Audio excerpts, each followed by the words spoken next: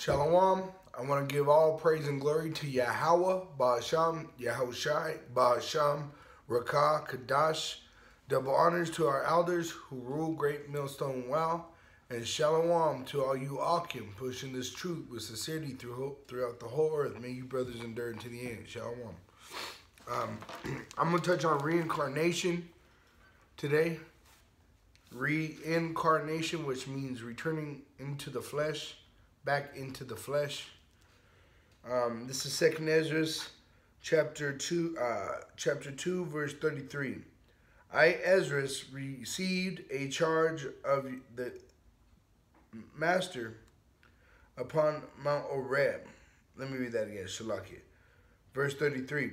I, Ezra, received a charge of Yahweh upon the Mount Oreb, and I should go unto Israel. But when I came unto them, they set me at naught, and despised the commandment of Yahweh.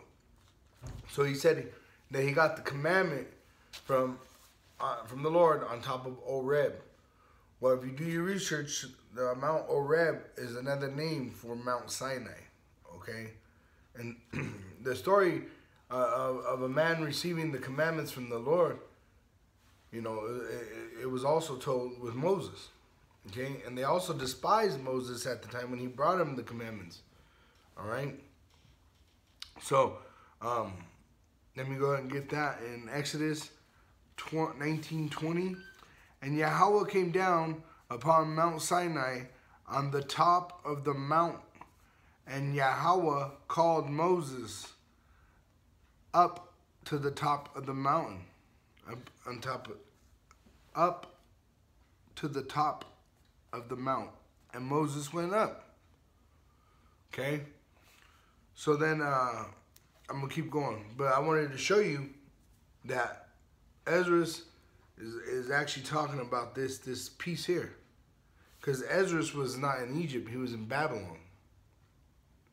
All right, but what these two men have in common is that one, they brought the commandments back to the people from Yahweh Hashem Yahushai, but also they led the people of Israel out of in the Exodus out of bondage, where Moses brought the people of Israel, the children of Israel, out of Egypt.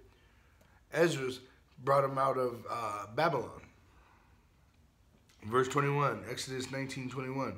And Yahweh said unto Moses, go down, charge the people, lest they break through unto Yahweh to gaze, and many of them perish.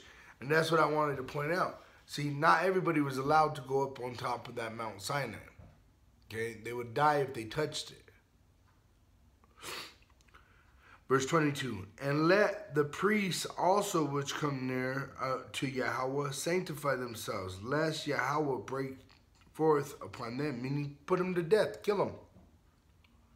And that's the thing too, is when you're being a prophet, you start to see how unclean you are. You know, that's why you start with yourself. You pull the mote out of your own eye. You know, you start to see how unclean you are, then you're able to see how unclean our people are, how unclean this world is, how clean everything is. Even us keeping the commandments are as filthy rags.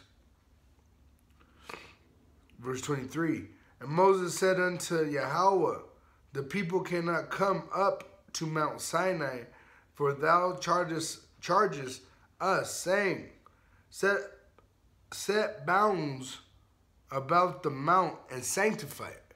So the Lord, he literally had Moses put a boundary around it. No man could touch it, no animal could touch it, or else you would die. So how did Ezra attain this?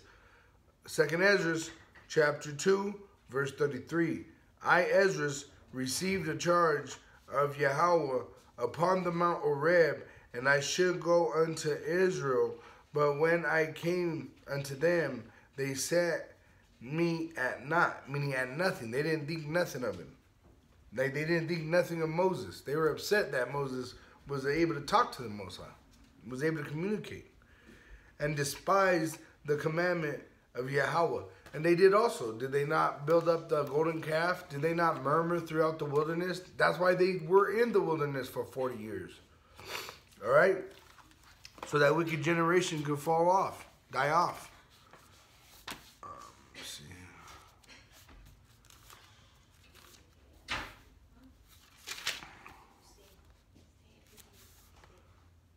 Look at this.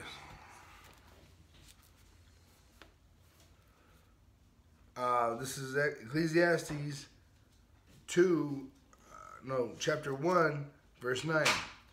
The thing that had been, Moses had been, it is that which shall be, which is Ezra's. I'm telling you right now, through the spirit of Yahweh Ba'Shem, Yahushai Ba'Sham, Rakah Kadash, Ezra's was Moses in the reincarnation. Moses is walking the earth today. He's possibly out the Tahar, leading us out of Egypt, leading us out of Babylon. But see, you that lack faith cannot see that because the Lord ain't touching you. You are the people that take this as nothing.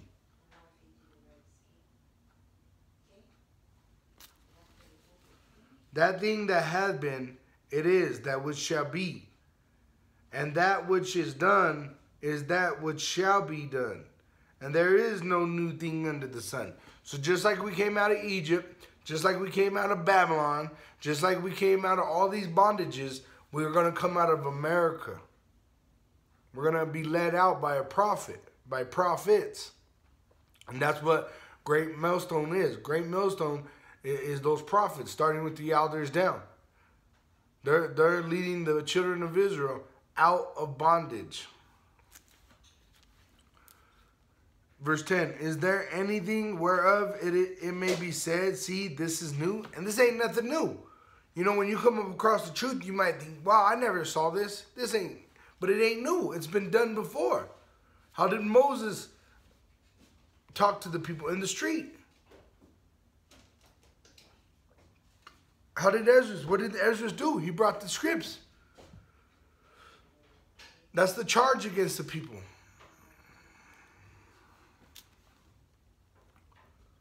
Verse 10, is there anything whereof it may be said, see, this is new? It hath been already of old time, which was before us. This truth is not new. It's new to you, but it was written before time. It was written even before the existence of the earth. This truth was written. This is the script that everything functions by. The prophets are going to be prophets.